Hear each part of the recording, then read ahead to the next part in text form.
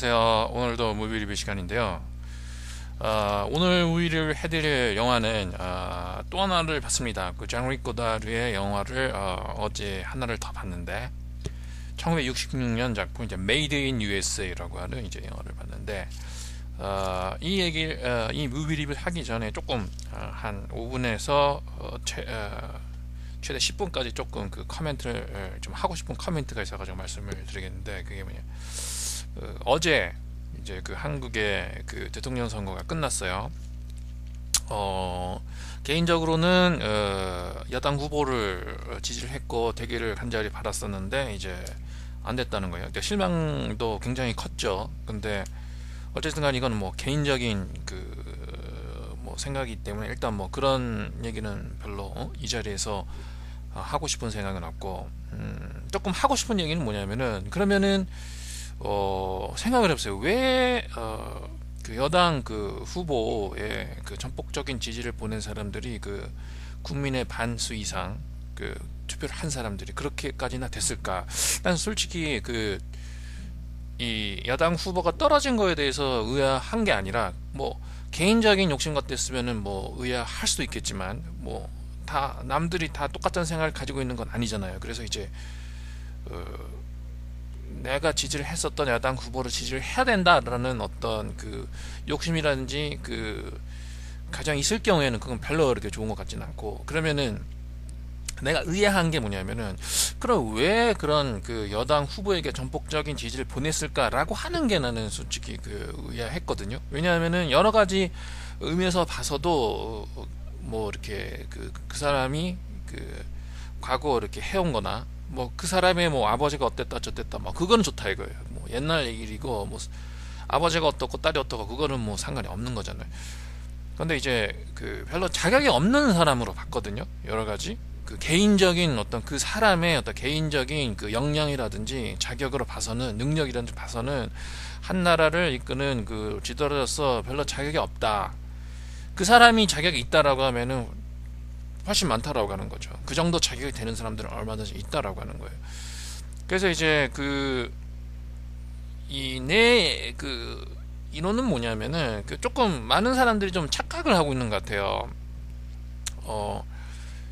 조금 내 생각은 좀 틀려. 이렇게 다른 사람들은 어떻게 얘기를 하냐면은, 여당 후보 이번에는 여당 후보가 대통령이 되지 말아야 할 이유는 뭐냐면은 그 사람 아버지가 독재를 했기 때문이다, 이런 식으로 논의를 펴는데, 그거는 좀 옳지 않다고 생각해요. 그 아버지가 독재를 했든 어떻든지 간에 그거는 상관이 없다고 보거든요. 그 개인적인 그 사람이 정치가다, 이제 15년 정도 정치를 했다라고 하면은 그 사람이 15년 동안 어떻게 정치를 해왔으며 거기서 밝혀진 그 사람의 능력이 어떤가, 그 능력이 과연 한 나라를 이끌 지도자로서 능력이 되는가, 이것만 증명이 되면은 그 사람의 아버지가 어떻든 저쨌든 그거는 상관이 없다라고 하는 거예요. 그러니까 문제는 뭐냐면, 나는 그게 거꾸로라고 하는 거예요. 그러면은 사람들이 그 여당 후보를 지지를 하고 투표를 한 게 그 후보가 능력이 있어서 그런 것이냐라고 하는 거예요. 결국은 이건 역설이 되는 거거든요. 그 사람의 아버지가 독재를 해서 사람들이 뽑으면 안 된다라고 하는 게 아니라, 그 사람을 뽑은 대부분의 사람들이 그 사람의 아버지 때문에 뽑았다라고 하는 거예요. 그 사람 아버지를 내심 지지를 하고 어떤 이유에서든지 간에 그 후보의 아버지가 그런 사람이었기 때문에 그 사람을 뽑았다라고, 그렇게 되는 거예요. 그러니까 결국은 어떻게 보면은 이 야당이 물론 그것을 전면적으로 뭐 이렇게 이 전략적으로 그걸 이용을 했는지 잘 모르겠지만은, 많은 흐름 자체가 그런 식으로 인식이 돼버렸어요. 그러니까 여당 후보 이퀄 그 전에 대통령 했었던 아버지다. 그것이 역효과를 줘야지 되는데 그 역효과를 주질 못하고, 그렇기 때문에 더 많은 사람을 뽑게 된 어떤 결과를 초래하고 말았다라고 하는 거거든요. 그러니까 많은 지지를 한 51%의 사람들이 그 여당 후보가 능력이 있어서 뽑은 것이 아니라 그 여당 후보의 아버지가 이런 사람이었기 때문에 라고 하는 이유에서 많은 사람들이 지지를 했다라고 하는 거예요. 그러면은 이렇게 생각해 봅시다. 그러면은 이 많은 그 사람들이 왜 그 사람 아버지 때문에 그 딸을 뽑았어야만 했었는가라고 하는 것을 제가 생각을 해봤어요. 근데 결국은 내 해석은 뭐냐면은 좀 그래요. 나는 정치적인 해석을 하고 싶지도 않고 사회적인 해석을 하고 싶지도 않고, 내 해석까지 얘기를 하고 그만두겠습니다. 이 얘기는 이 투표율 이런 거를 봤을 경우 굉장히 투표율이 올라갔다라고 얘기를 하거든요. 근데 이제 그 역설 예전까지는 투표율이 올라간다라고 하는 거는 젊은 사람들이 참여를 했기 때문에 올라가는 것이고, 젊은 사람이 참여를 했을 경우에는 젊은 사람들은 야당 진보적인 성향이기 때문에 야당 표가 몰린다 이런 식으로 됐었는데, 결국은 이번에 그 투표율이 높았던 이유가 젊은 층이 그 투표를 해서 투표율이 높았다라고 하는 것뿐만이 아니라, 것보다는 또는 이 그 장년층의 투표율이 엄청나게 높았다라고 하는 거거든요. 그러니까 그 잠깐 이렇게 그 수치는 조금 기억이 안 나지만 50대인가 60대 같은 경우에는 90% 투표를 유권자의 90%가 투표를 했다라고 하는 거예요. 그러면은 100명 있으면 90명이 투표를 했다라고 하면 10명에서 뭐 출장을 갔다라든지 몸이 안 좋다라든지 뭐 그때 사정이 있었다라든지 그런 사람을 빼고 나서는 굉장히 많은 사람들이 그 투표를 했고 그냥 그런 사람들이 누구를 지지를 했냐라고 하면은 이 여당 후보를 지지를 했다라고 하는 거예요. 그게 무슨 얘기냐 하면은 이번에 그 여당을 지지를 하려고 했었던 장년층의 열기가 대단했다라고 하는 거예요.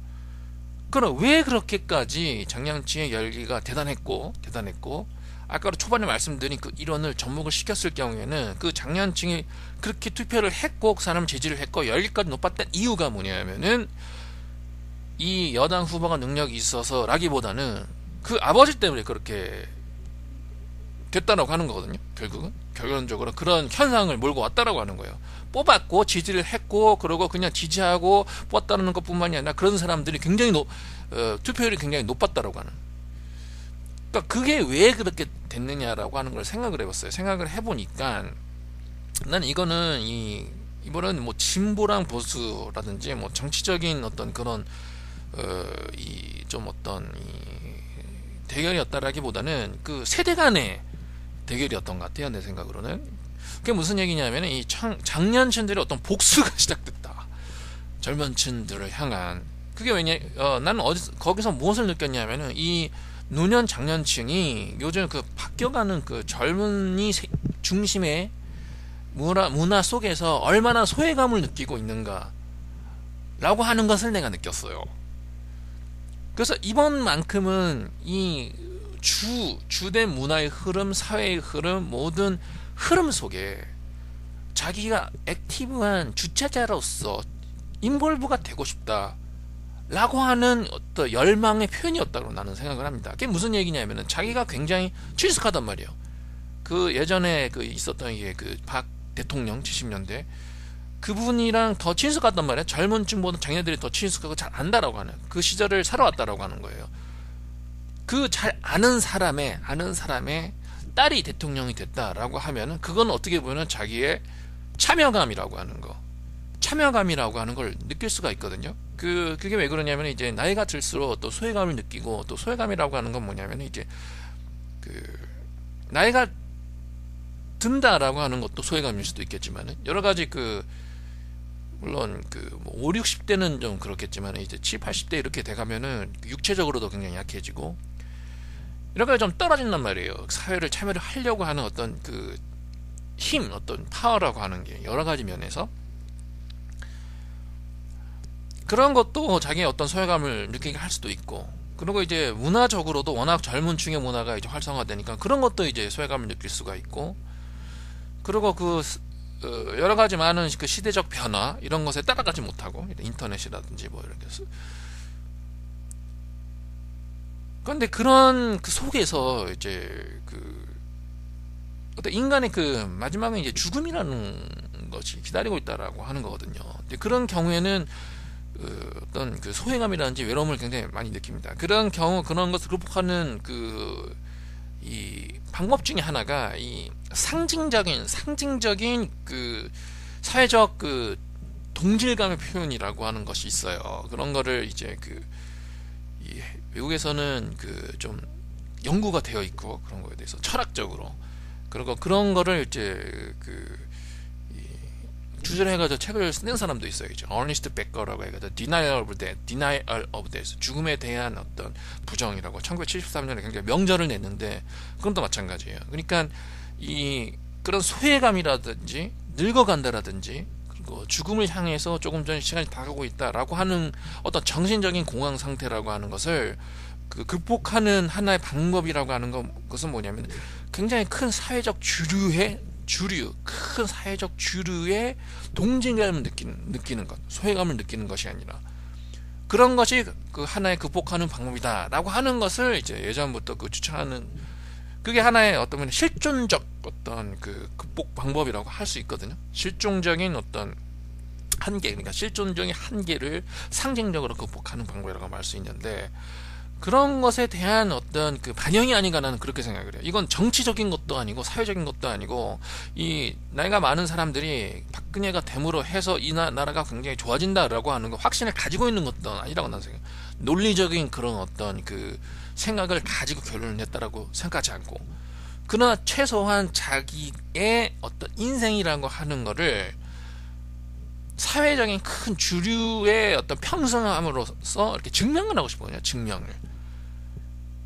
딸이 됐다, 그 사람 아버지는 나는 자기가 알고 있다라고 하면은 결국은 정신적으로 유대감을 느끼는 거거든요. 그런 사람이 대통령이 됐다라고 하면은 이 사회, 이 정치, 경제 모든 것에 자기가 상징적으로 참여를 하는 한 사람이다라고 하는 느낌을 줄 수가 있는 거예요.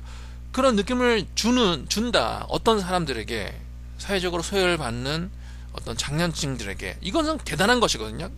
그런 의미에서 열기가 굉장히 대단했다라고 하는 거, 나이가 많으신 분들의 그건 어떻게 보면은 이해를 할 만한 현상이 아니었는가 이렇게 생각을 합니다. 좀 어쨌든 좀 아쉽기도 하고 좀 이해가 안 가기도 했었는데 이런 식으로 해석을 해보면은 결과가 이런 식으로 됐다라고 하는 것도 크게 이상한 것만은 아니다 이런 생각이 드네요. 오늘 무비 리뷰는 장리 고다르가 1966년에 이제 만든 감독을 한 메이드 인 USA라고 하는 영화입니다. 이 영화는 어제 봤고요. 제가 장리 고다르 영화 이렇게 지금까지 태어나서 지금까지 네 번째 작품이 돼요. 첫 번째 작품을 보게 된 거는 2000년대 한 초중반, 2004년 3년 이때쯤에 이제 브레드레스 내 멋대로 해라, 가장 명작으로 이렇게 인식이 되고 있는 얀풀 벨모트가 나오는 그 영화를 봤고 처음으로, 두 번째가 이제 작년인가에 Two or Three Things I Know About Her라고 하는 1967년 작품을 봤고요. 그러고 저번 주인가에 1965년 작품 장리 고다르의 유일한 SF물 알파빌이라고 하는 걸 봤고요. 그리고 이제 조금 장리 고다르에 대해서 조금 약간 더 공부를 해봐야 되겠다라는 생각에서 이제 어제 메이드 인 USA라고 하는 1966년 작품을 보면서 4개를 보게 됐어요. 이거는 최대한 빨리 끝낼까 합니다. 그거에 대해서.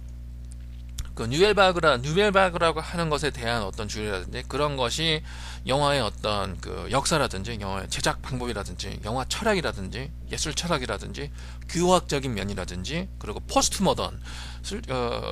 모던이라고 하는 사회 문화적 조류라고 하는 것이 영화계에 침투했을 경우 영화의 어떤 표현 양식이라고 하는 게 어떻게 바뀌고 어떻게 어떻게 무너질 수 있는가라고 하는 것 등 그런 것에 대해서 이제 뉴벨바그라고 하는 것들이 많은 영향을 끼쳤고, 뉴벨바그의 가장 유명한 감독 중에 한 명이 이제 장리 고다르고, 그런 아까 말씀드린 여러 가지 어떤 질문에 관해서 많은 이 자극을 줬죠, 장리 고다르가. 그래서 이제 굉장히 유명한 감독이 됐고, 장리 고다르가 표현하는 방식 자체가 이제 뉴벨바그가 됐고, 그게 바로 이제 영화 속에서 이렇게 펼쳐진 게 포스트 모던 예술 사조의 하나의 전형이 됐다시피 한 그 정도는 이제 유명한 감독이죠. 그래서 이제 그런 쪽의 시각으로서 영화를 이제 연구를 하고 이렇게 영화에 대한 연구서를 이렇게 집필하는 이런 사람들 입장에서는 굉장히 중요한 사조라고 하는 뉴벨바그라고 하는.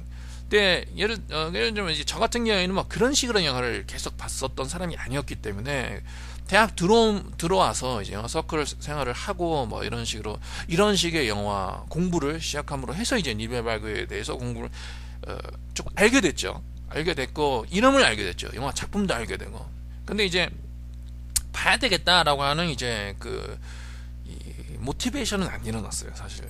왜냐면은 썩히 몇몇 작품을 빼고는 솔직히 오락성이라고 하는 의미에서 나는 지금 오락성이라고 얘기를 하는데 오락성이 높은 거는 작품성이 떨어진다. 이런 전제에서 말씀드리는 건 아니에요. 나는 오락성이라고 하는 가장 중요한 요소라고 나는 생각을 하는 사람이기 때문에 어쨌든 간에 그런 오락성이라는 요소에서 이제 크게 어필하는 게 없었기 때문에 또 나는 그런 식의 그 영화 감상을 하는 사람이기 때문에 어떻게 보면 보는 동안은 재미를 얘기하는 거죠. 그게 어떤 의미에서 뭐 철학적인 재미든 심리학적인 재미든 깊은 재미든 문학적인 재미든 또 이렇게 말초 신경적인 재미든 어쨌든지 간에 별로 이렇게 동기가 안 났어요. 영화를 볼 뉴벨박 이런 영화를 봐야 되겠다라고 하는 그랬는데 이제 요즘 조금 이렇게 궁금해지더라고요. 요즘 좀 어떤 영화인가 이렇게 조금씩 보기 시작하면서 그래서 이제 그것도 이제 그 도서관 이런 데를 가면은 이제 제가 DVD를 빌려보는 원을 이제 그 우리 대학교 도서관이랑 이제 우리 시에 이제 그 시립도서관을 자주 이용을 하고 있는데 거기에 이제 간간히 눈이 띕니다. 그 프랑스의 그 뉴벨바의 감독. 그래서 이제 또 그런 상황이 좀 되다 보니까 이제 보게 되는 거죠. 이제 드디어 이제 조금씩 보게 됩니다. 그래서 이제 워낙 그 첫 작품 이제 브래드레스 이제 내 멋대로 해라 이거를 본 것도 거의 10년 전이 되기 때문에 그 최근에 그 본 거 1년 안에 이제 본 이제 장르 꼬다르의 작품이다라고 하면 3개가 되거든요. 그 중에서 첫 작품이 이제 Two or Three Things I Know About Her가 1967년 작품이에요. 이거를 봤는데 좀 혼란스럽죠. 원래 장르 꼬다르가 이런 식으로 이렇게 그 감독을 하는 사람이기 때문에 그래서 이제 혼란스러워서 이거는 한 금년 겨울쯤인가 봤나?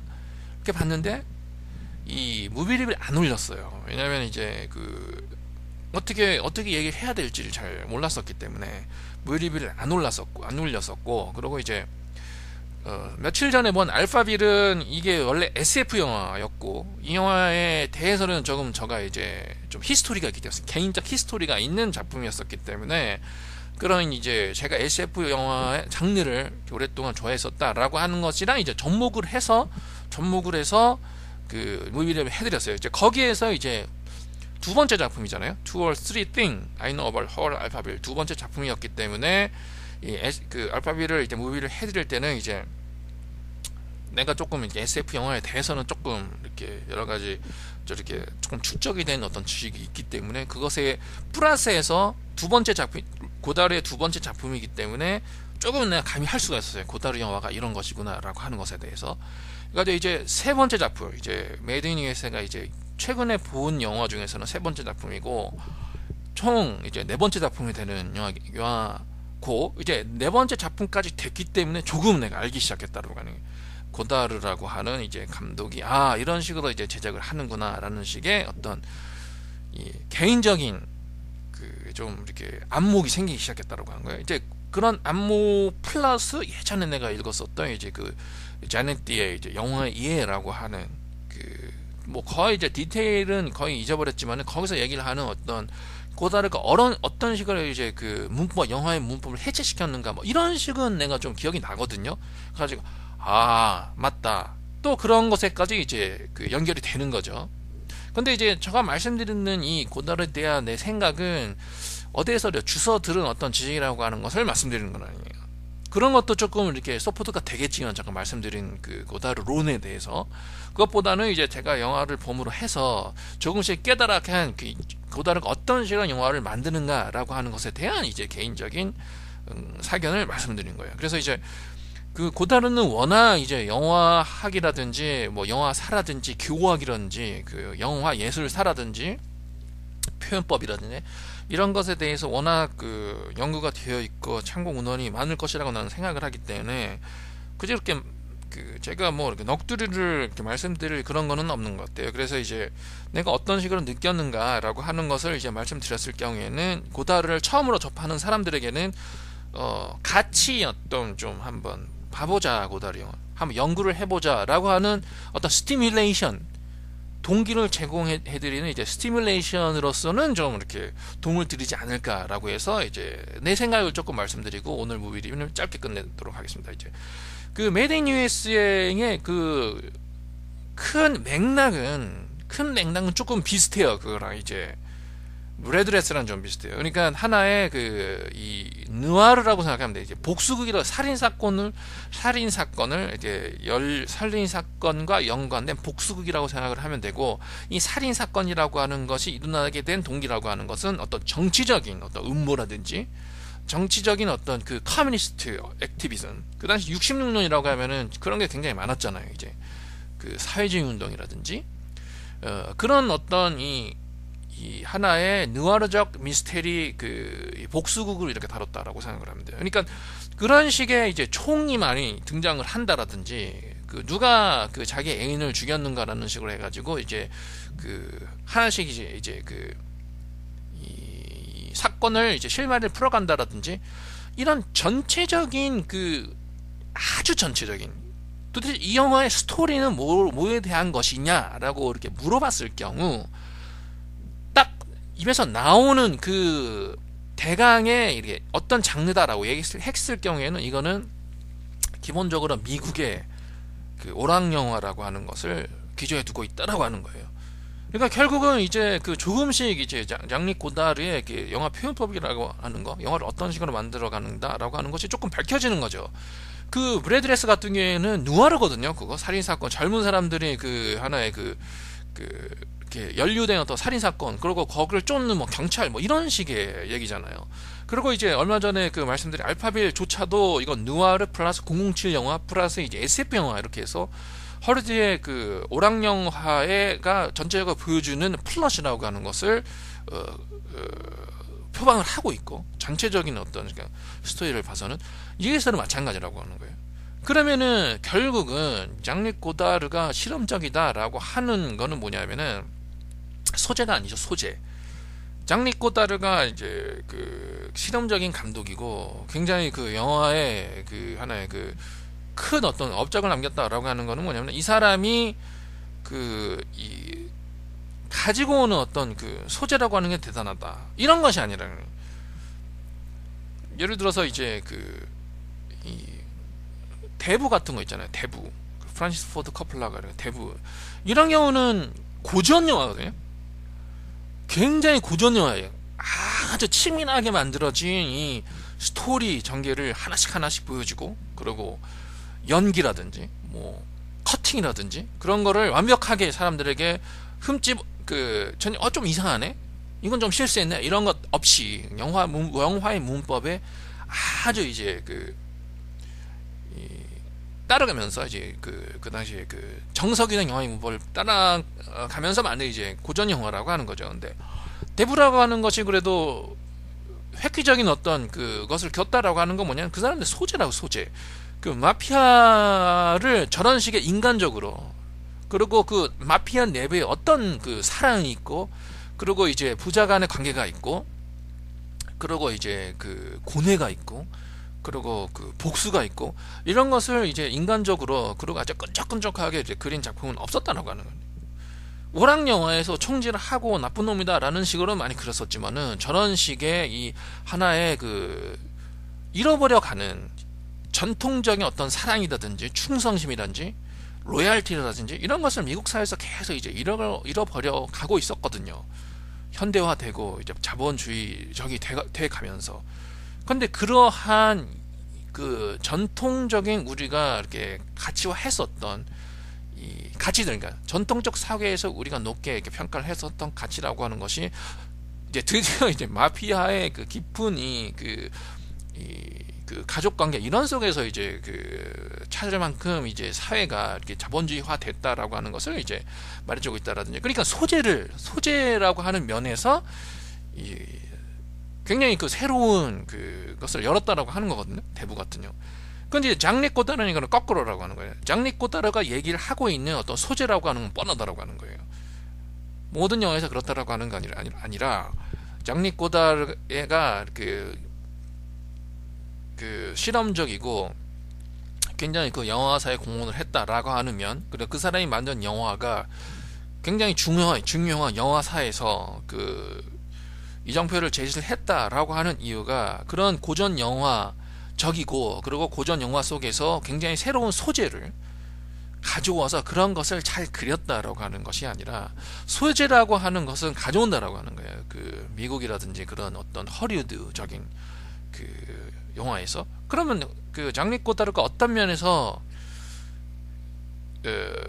새로운 것을 제시했느냐라고 하는 것은 뭐냐, 표현 양식이에요. 표현 양식. 그러니까 장리 꼬다르라고 하는 거는, 장리 꼬다르는 뭐냐면은 워낙 잘 알고 있어요. 영화를 어떻게 만든다라고 하는 것을 잘 알고 있다라고 하는 거예요. 그게 무슨 얘기냐면은 이런 씬에서 이런 커팅이 나와야 되고, 이런 표정 있는 곳에서 이런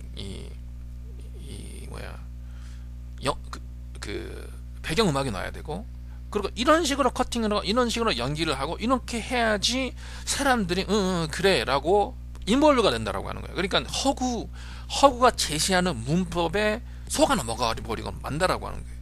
그것이 무슨 얘기냐면은 영화적인 문법이라고 하는 것이고요. 그런 영화적인 문법이라고 하는 것에 우리가 거의 이제 그 세뇌가 됐다라고 하는 거거든요.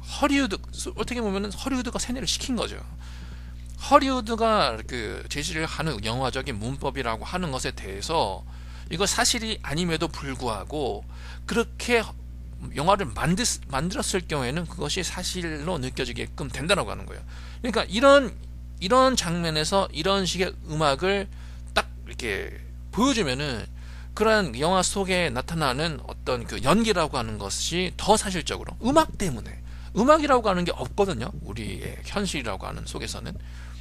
그래 눈물을 흘리게 된다라고 하는 거예요. 이런 연기를 하고 이런 연기를 하는 상황하에서 이런 절절한 음악을 이렇게 틀어줬을 경우에는 눈물까지 흘리게 된다라고 하는 거예요. 근데 그런 것을 재구성을 하는 거죠. 장리 꼬다르는 이런 커팅이 나왔어, 이런 연기가 나왔어. 그러면 사람들은 그래 이 다음에는 이런 것이 나오겠지라는 식으로 기대를 하는데 전혀 딴 것이 나와요. 그리고 이런 음악이 딱 나왔다가 이런 음악 다음에는 이런 것이 나오겠지라고 하는데 음악 딱 끊어져요. 그리고 어떤 노이즈가 딱 나오면은 노이즈 다음에 커팅이 그 다음에 예를 들자면 봅시다. 빰빰 가지고 이제 그 하나의 이 장면이 나와요. 하나의 장면. 왜냐면은 영화라고 하는 거는 편집에 의해서, 그러니까 원씬 원컷이 원 무비 원컷이라고 하는 건 없거든요. 모노스토리 전개라고 하는 거는 씬이랑 씬을 연결한 커팅, 편집을 통해서 이제 그 연결이 된다라고 하는 거예요. 그러면은 이제 하나의 커팅에서 어떤 그 사인이 나와요. 사인이 나왔을 경우에는 그 사인 그 다음에 커팅이 뭐가 나와야 된다라고 하는 것에 대한 어떤 신호가 된다라고 하는 거예요. 그게 하나의 기호학적, 문법적으로는, 이게 심리학적으로는 이거는 어떻게 매니플레이션이에요. 매니플레이션인데 영화를 워낙 그렇게 보다 보면은 그것이 단순화돼서 그것이 어떻게 보면은 이제 조건방사 비슷하게 돼버리는 거예요. 조건방사 비슷하게. 예를 들자면은 이제 그 장면이 나와요. 장면에서 빰빵이라고 하는 이게 차에 그 클렉션 소리가 나왔다라고 합시다.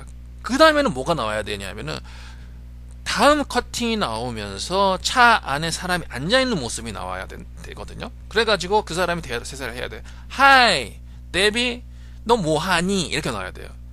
그 다음에 커팅이 딱 바뀐 다음에 그 사람이 그래 나 지금 여기서 지금 사람 기다리는 중이야 이렇게 된다라고 하는 거예요. 그런데 굉장히 그런데 예를 들어서 어떤 화면에서 빰빵 나왔는데 커팅이 전환이 되면서 차 안에 앉아있는 남자 모습이 안 나왔을 경우에는 굉장히 사람이 불안해진다라고 하는 거예요. 보는 사람이 굉장히 불안해진다라고 하는, 그런 것까지 장리 꼬다르가 안다라고 하는 거예요. 그러니까 이런 것에 대한 문법이라고 하는 것을 완전히 해체를 한 거죠. 해체를 한 것이고, 그 해체를 했다라고 하는 게 왜 그게 그 레프트 윙 어떤 사고 방식이라고 하면은 그렇게 생각할 수가 있어요. 왜냐하면은 솔직히 이 사상이라든지 이런 것이 예를 들어서 이 인간의 자연 상태에서 있는가라고 했을 경우에는 그게 아니거든요. 어떤 이게 사상이냐, 예를 들어서 이제 뭐 라이트 윙이다, 레프트 윙이다, 파시스트다, 커뮤니스트다 뭐 이렇게 해가지고 피를 흘리면서 사람이 전쟁을 벌였잖아요. 60년대라고 하면 전쟁을 벌이는 그 상황이거든요. 베트남 같은 경우에는 한국 동남도 있었고요.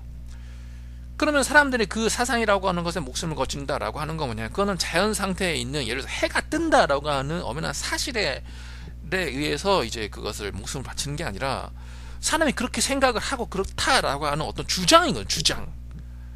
그거는 있을 수도 있고 없을 수도 있고 그거는 증명할 길도 없는 거예요. 예를 들자면은. 그런데 그런 주장이 있고 어떤 사람의 그런 어떤 그 구조 속에 뭐가 옳다 그르다라고 하는 흑백론의 구조 속의 세상이 만들어져 있고 그런 구조 속에서 세상이 하나씩 발전을 해야 된다. 어떤 형태가 있다라고 하는 거예요. 그렇게 발전해야 된다는 이상이 있다라고 하는 거예요. 그건 어떻게 보면 굉장히 모더니즘적인 이상이고 그런 모더니즘 이상적 이상은 어떻게 보면은 단계적 발전을 이루어요. 그냥 미국적인 거죠. 하나의 이것을 만들면 그 다음 이렇게 돼야 되고 100불 벌면 그 다음 200불 벌어야 되고 300불이면 400불 벌어야 돼. 그 차를 가져야 돼. 그거가 부자의 상징이야 라고 하는 식의. 그러니까 결국은 그런 그 자본주의적인 이상일 수도 있고 모더니즘적인 이상일 수 있고 그 다음에 그것을 이제 그 아니다라고 하는 게 이제 레프트윙인데 이제 그 장르코다는 어떻게 보면 나는 어떻게 보면은 레프트 윙도 아니라고 생각을 하거든요. 소위 포스트 모더니즘적이라고 하는 거예요. 그러니까 이제 뭐냐면은 이제 그러한 이 하나의 그 솔직히 이 장리 고다르가 예를 들어서 러시아에 있었으면은 커뮤니즘을 이제 비판을 했을 거예요. 왜냐면 그 커뮤니즘 속에서도 왜냐면 사상을 제어를 했거든요. 커뮤니즘이 옳다라는 식으로 하고 이 자본주의 미국은 나쁜 놈이다 이렇게 했을 거 아니에요. 그러니까 이제 장리 고다르를 이제 이렇게 레프트윙 감독이다라고 말할 수는 없어요. 왜냐면 장리 고다르가 프랑스에 있었고 자본주의 사회에 있었고 자유주의 사회에 있었기 때문에 자유주의를 부정을 하고 그것이 항상 옳은 것만은 아니다라는 식으로 해서 해체주의적인 표현 방식을 보여준 것이지 예를 들어서 커뮤니즘 컨트리에 있었다라고 했을 경우에는 또 커뮤니즘 비판을 했을 거란 얘기예요. 어떻게 보면 이제 포스트 모던적인 어떤 감독이라고 말할 수 있는 것 같아요. 그러니까 거기에서 이제 레프팅이 나와서 이게 싸웠다라고 하는 거예요. 그러나 결국은 이런 것들이 그런 이 좀 포스트 모던인 뭔가 그게 있다라고 하는 게 있다라고 증명을 해보라고 하는 거예요. 사상이라고 하는 게 과연 있는 것인가라고. 사상이라고 하는 거를. 이런 사상이 있으면 저런 사상이 있는 거고 이런 사상이 있으면 내가 생각하는 것이 사상이라고 하는 거예요. 내 생각이 사상이고 그렇게 되다면은 40억 인구였으면 40억 인구의 사상이라고 있는 것이지 왜 그것이 어느 자본주의적인 뭐 사상이라든지 커뮤니즘 사상이 왜 그게 사상이 그것뿐만이 있느냐라고 하는 거거든요. 결국은 그거 뭐냐면은 한 사람의 입에서 나온 것 자체가 사람들 뇌 속에 이제 전파가 돼가지고 결국은 세뇌가 됐고 동조를 했고 동조를 그 사람들이 하고 있고 하고 있다라고 하는 인식조차 없기 때문에 그것에 목숨을 바치고 싸우게 된다라고 하는 것이거든요. 그럼 결국은 뭐냐면은 영화적인 문법, 그 영화적인 문법이라고 하는 것이 최고의 자본주의적인 사회의 미국에서 나왔고 그것에 이제 세뇌를 당하고 있고 사람들이 당연하다. 이 커팅 되면 이 커팅이 나와야 되고 이런 음악이 나오면은 이런 장면이 겹쳐야 되고 그런 굉장히 많은 어떤 문법이라고 하는 게 있어요. 자연스럽게 그게 받아들이고 그런 것을 못했을 경우에는 이렇게 얘기를 하죠. 영화를 못 만든다라고 얘기를 하죠. 결국은 첫 반응은. 근데 이제 장리 고다르는 그런 식으로 파기를 했다라고 하는 게 영화를 못 만들어서 그런 게 아니라 영화를 너무너무 잘 알기 때문에 그것을 매니플레이션 하는 거죠. 그래서 사람들에게 헷갈리게 만드는 거예요. 결국 영화라고 하는 것이 무엇인가? 우리가 영화를 잘 만든다라고 하는 것은 무엇이고 잘 만들었을 경우에는 우리가 감동을 받는다. 감동을 받는다라고 하는 것은 무엇인가라고 하는 거예요. 허구의 연기와 그런 것을 총직적으로 해가지고 그런 허구를 사실적으로 만들게끔 하는 어떤 테크닉이라고 하는 거, 음향이라든지 커팅 수법이라든지 촬영 방법이라든지 그리고 얼마나 예쁘고 잘생긴 배우가 나온다라고 하는 그건 또 굉장히 맞거든. 잘생기고 그런 사람들이 나와야지만 우리가 또 감정이입이 된다라고 하는 것도 말이 안 되는 거거든. 예를 들어서 사실보다 더 사실적인 허구라는 것에 우리가 감동을 받는다라고 하는 것도 어떻게 보면은 어떻게 안 된다 이렇게 말할 수는 없지만 어떻게 좀 놀라운 사실이거든요. 재밌는 사실이거든요. 어떻게 보면은 그런 의미에서 장리 고다르라고 하는 거는 그 어떻게 보면 해체주의적이고 반자본주의적이고 반허리우드적이고 반모더니즘적인 어떤 감독이다라고 말할 수 있다라고 하는 거예요. 그러니까 메이드 인 USA를 이제 좀 봐보세요. 제가 이렇게 그렇게 느꼈거든요. 그러니까 이제 장리 고다르라고 하는 거를 이제 지금 뭐 영화를 조금씩 보기 시작했다라든지 뭐 이런 사람들에게는 이제 그 추천해주고 싶진 않은데 그 예를 들어서 물론 영화학 이런 거를 공부하는 사람은 필수죠. 이런 영화를. 근데 이제 영화 이런 거를 이제 그 실질적으로 공부를 안 한다라고 해도 이제 영화에 대해서 조금 이렇게 마니아적인 관심이 있다 이런 사람이 있을 수도 있어요. 영화라고 하는 것이 어떤 식으로 발전을 해왔으며 영화의 기호하기가 영화의 어떤 창작 어떤 문법이란 찬지라가 하는 방법론 이렇게 하면 방법론 좋은 지금 그 이제 그 단어가 생각이 났는데 그런 것이 어떤 것인가라는 식으로 궁금한 사람은 대부 같은 영화 잘 만든 영화죠. 그런 것이 어떤 식으로 만들어졌는가라는 식으로 이제 연구를 했을 경우에는 그런 것도 하나의 방법이지만 하나는 뭐냐면 하나 발을 빼서 역설적인 방법으로 갈 수도 있는 거예요. 예를 들면 한국 문화가 어떤 문화인가라고 공부를 해야 된다. 한국 문화에 대해서. 그랬을 경우에는 이제 한국 문화에 대해서 공부하는 방법도 있지만은 예를 들어 한국 문화에서 한 발을 빼서 일본 문화라든지 중국 문화라든지 미국 문화라고 하는 것에 대해서 관심을 갔을 경우에는 새롭게 또 한국 문화를 접근하는 그 눈이 뜨게 되거든요. 아, 비로소 한국 문화가 어떤 것인가 라고 하는 것을 그런 다른 문화를 공부하는 방법에서 이렇게 알게끔 하는 방법도 있다라고 하는 거예요. 그게 더 효과적일 수도 있다라고 하는 거예요. 그러면 이제 장리 꼬다르가 어떤 식으로 고전적인 영화의 방법론이라든지 문법을 해치를 했는가라는 식의 어떤 그 했는가라고 하는 것을 이제 고다르 영화를 보면서 깨달을 경우에는 아 결국은 고전주의적인 허리우드 영화가 어떤 식으로 만들어지는가라고 하는 것에 대한 시각을 역설적으로 얻을 수 있다라고 하는 겁니다. 네, 여기까지 하겠습니다. 오늘은 빨리 끝냈습니다. 그 점수는 메드 인 USA는 그 영화가 짧기도 하고 초반에는 조금 좀 제가 그 몸이 피곤해서 그랬을지는 모르겠지만 조금 재미가 없었어요. 초반에는. 근데 이제 뒤로 갈수록 조금씩 괜찮아진 것 같고 이제 고다르 알파벳이라는 이 영화를 딱 보니까 고다르가 초반에는 이제 그 영화의 그 방법론적인 어떤 장난을 치다가 후반에 갈수록 다소가 이제 고전주의 영화 방식으로 이제 회귀를 하는 어떤 그 방법이 난 알파벳을 봤을 경우에는 이게 좀 실수를 했나 했어요. 고다르가. 근데 그 수법이 똑같이 이렇게 나오더라고요. 이렇게 메드 인 USA도 좀 뒤로 갈수록 이제 그 고전주의적인 영화 수법으로 조금씩 바뀌거든요.